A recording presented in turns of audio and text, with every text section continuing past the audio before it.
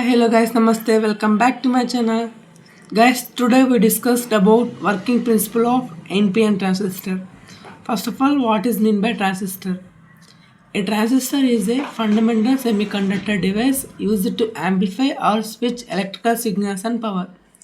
Transistor అనేది ఒక fundamental semiconductor device. Transistor అనేది సెమీకండక్టర్ డివైస్. ఇది రెండు రకాలుగా ఉపయోగపడుతుంది. ఏ రకాలుగా? Amplify and switch. First of all switch. Amplify అంటే ఏంటి? యాంప్లిఫై అంటే వీక్ సిగ్నల్ను స్ట్రెంత్ సిగ్నల్ గాను, స్ట్రెంత్ సిగ్నల్స్ని వీక్ సిగ్నల్ గాను కన్వర్ట్ చేస్తుంది. And these are two types. Transistor అనేది two types. First of all BJT. BJT means bipolar junction transistor. It is a voltage control device. It has basically three types: emitter, base, and collector. And second type is FET.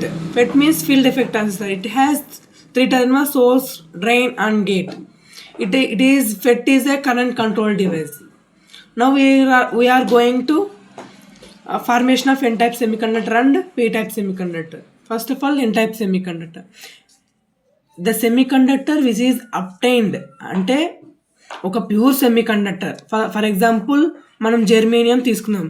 Pure సెమీకండక్టర్స్కి germanium and silicon example. మనం germanium తీసుకున్నాం. Germanium అనేవి 4 valence electrons కలిగి ఉంటుంది. మనము n-type సెమీకండక్టర్లో pure సెమీకండక్టర్కి pentavalent impurities add చేయాలి. అంటే 5 వ్యాలెన్స్ ఎలక్ట్రాన్స్ ఏవైతే ఉంటాయో అవి యాడ్ చేయాలి. అంటే ఫర్ ఎగ్జాంపుల్ 5 వ్యాలెన్స్ ఎలక్ట్రాన్స్ ఏవేవి కలిగి ఉంటాయి? ఫాస్ఫరస్ తీసుకున్నాం మనకు. There are 5 valence electrons. చూడండి, అర్థమవుతుందా? 5 వ్యాలెన్స్ ఎలక్ట్రాన్స్ కలిగి ఉన్నాయి. అందువల్ల మనం 5 వ్యాలెన్స్ ఎలక్ట్రాన్స్ కలిగి ఉంటే ఫాస్ఫరస్ ఎగ్జాంపుల్ తీసుకుందాం. First of all, what is mean by violence electrons?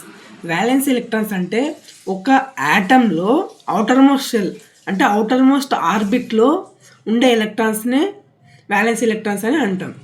For example pentavalent impurities for example ఏదేది తీసుకుంటాం? ఫాస్ఫరస్ కానీ, యాంటిమోని కానీ, ఎక్సెట్రా తీసుకుంటాం.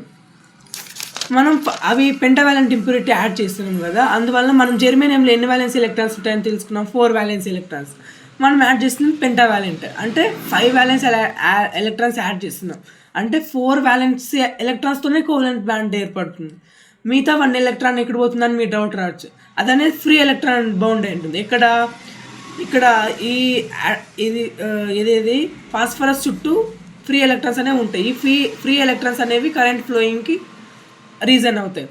అందువల్ల మన ఫ్రీ ఎలక్ట్రాన్స్ అనేవి రావడం వల్ల ఈ n-type సెమీకండక్టర్లో majority is the electrons and minority is the holes. Okay, now we're going to p-type semiconductor. p-type semiconductor అంటే ఏం లేదు, ఇంతకుముందు చెప్పుకున్నట్టే ఒక ప్యూర్ సెమీకండక్టర్ అంటే దీంట్లో మనం సిలికాన్ ఎగ్జాంపుల్ తీసుకున్నాం. సిలికాన్లో 4 వ్యాలెన్స్ ఎలక్ట్రాన్స్ ఉంటాయి.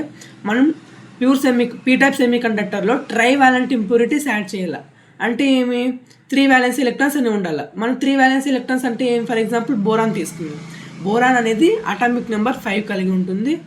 అందులో 3 వ్యాలెన్స్ ఎలక్ట్రాన్స్ అనేవి ఉంటాయి. సిలికాన్ 4 వ్యాలెన్స్ ఎలక్ట్రాన్స్ ఉంటాయి. అందువల్ల 3 వ్యాలెన్స్ ఎలక్ట్రాన్స్ అంటే 3 కోవలెంట్ బాండ్స్ జరిగి ఇంకోటి అనేది ఫ్రీ హోల్గా మిగులుతుంది. ఈ ఫ్రీ హోల్స్ అనేది కరెంట్ ఫ్లోయింగ్కి రీజన్ అవుతాయి. అందువల్ల ఈ p-type సెమీకండక్టర్లో మెజారిటీ అనే holes and minority is the electrons. NPN transistor అనేది ఫస్ట్ ఆఫ్ ఆల్ యాక్టివ్ రీజన్లో కనెక్ట్ చేయాలి. యాక్టివ్ రీజన్ అంటే ఏం లేదు, ఎమిటర్ బేస్ జంక్షన్ అనేది ఫార్వర్డ్ బేస్లో కనెక్ట్ చేయాలి అండ్ కలెక్టర్ బేస్ జంక్షన్ అనేది రివర్స్ బేస్లో కనెక్ట్ చేయాలి. Okay, understand? ఇలా యాక్టివ్ రీజన్లో కనెక్ట్ చేయడం వల్ల ఈ ట్రాన్సిస్టర్ అనేది యాంప్లిఫైయర్లా యాక్ట్ చేస్తుంది. అంటే ఏమి? స్ట్రెంత్ సిగ్నల్స్ని వీక్ సిగ్నల్స్ని స్ట్రెంత్ సిగ్నల్స్ కానీ కన్వర్ట్ చేస్తుంది.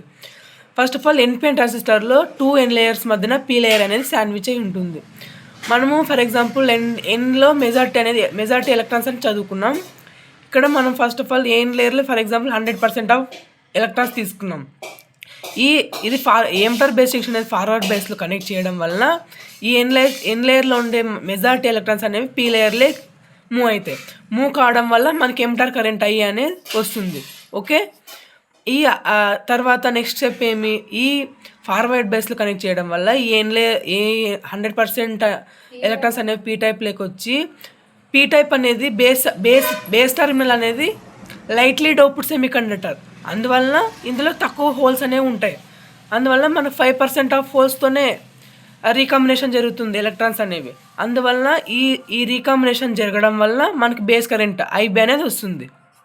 ఓకే, మీకు డౌట్ రావచ్చు, 100% ఎలక్ట్రాన్స్ పీ టైప్లోకి వచ్చాయి, 5% రీకాంబినేషన్ జరగదు, మిగతా 95% ఎక్కడ వెళ్ళాయని.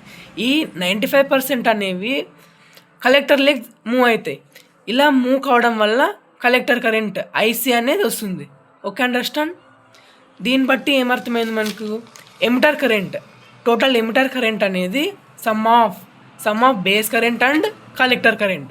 ఓకే, చూసుకోండి, మనం 100% ఇచ్చింటే బేస్లో 5% గాను కలెక్టర్లో 95% గాను ఉంది. అందువలన total current I is equal to IB plus IC. Okay, video నచ్చితే లైక్, షేర్ అండ్ సబ్స్క్రైబ్. ఈ వీడియోలో ఏమైనా డౌట్స్ ఉంటే కామెంట్ చేయండి. అండ్ నెక్స్ట్ వీడియోలో పిఎన్పి ట్రాన్సిస్టర్ అనేది ఎక్స్ప్లెయిన్ చేస్తా.